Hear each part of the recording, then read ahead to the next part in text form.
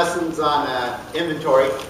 It's lesson number 9, and it's based on principle 4 and step 4. Principle 4 is this: we openly examine and confess my faults to myself, to God, and to someone I trust. And the biblical comparison there is Matthew 5:8. Happy are the pure in heart. And step 4 is we made a searching and fearless moral inventory of ourselves. The biblical comparison there is Lamentations 3:40, and that is, let us examine our ways and test them, and let us return to the Lord. So I want to take a look at that Bible verse there, Lamentations 3:4. In fact, I want to look at the Message translation. And the message, sometimes I like to read the Message translation so I can get the message, because I don't always get that in other translations. But this translation says this, says, let's take a good look at the way we are living and reorder our lives to God. Now, why does God want us to take a good look at the way we're living? Why does God want us to search our ways? Why does He want us to search our hearts? Why does He want us to make a searching and fearless, honest look at ourselves? You know, that moral inventory. Well, I think there's a couple reasons why. First reason is you won't see the wound. You won't see the wound if you don't recognize the healing, right? So if you don't see the wound, you're not going to recognize the healing. Another way to look at this is if you don't see the sin, you won't see the forgiveness. Okay? And the second thing is, and I think it's so much of our continuing struggles that we have, and the behaviors that we have now, are tied to poor choices that we've made in the past. Right? It's a result of things that either we did or that were done to us.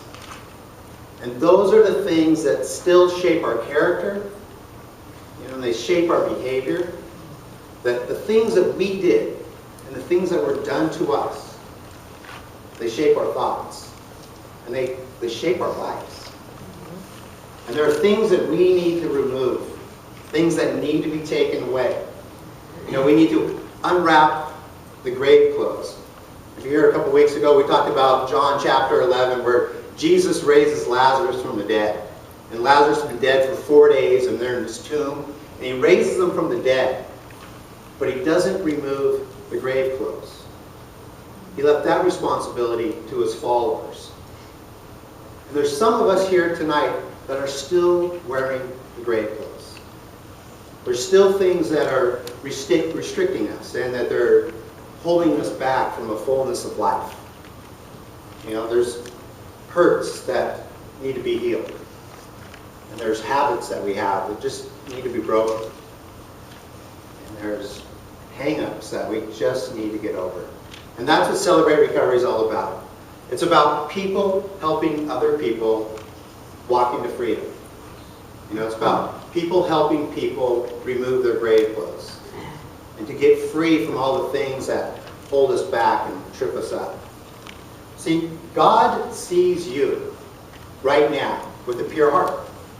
Even if your heart's not pure, God sees you with a pure heart. He created you as this magnificent piece of art. I'm looking at 60 beautiful creations of art that God created right now. And I don't know if you've ever seen Michelangelo's David, the statue. I've got a picture of it up here. There's a story behind this that Michelangelo was asked, how did you create this magnificent piece of art out of a big, ugly stone? And Michelangelo replied, I just started to cut away everything that wasn't David. For the rest of us, and a lot of people there saw just a big, ugly stone.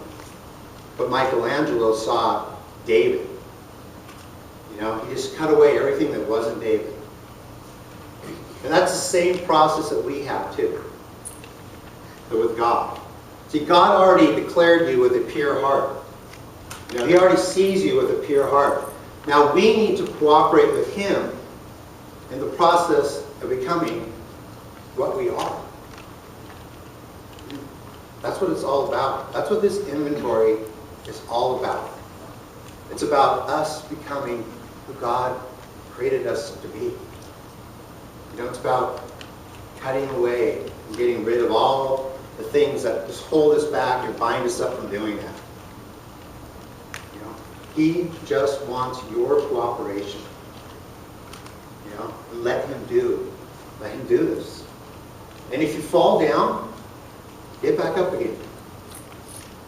If you fall down again, get back up again, right? That song, I get knocked down, but I get up again. That's like a worship song, And that's where, when you fall down, that's where God's people come in.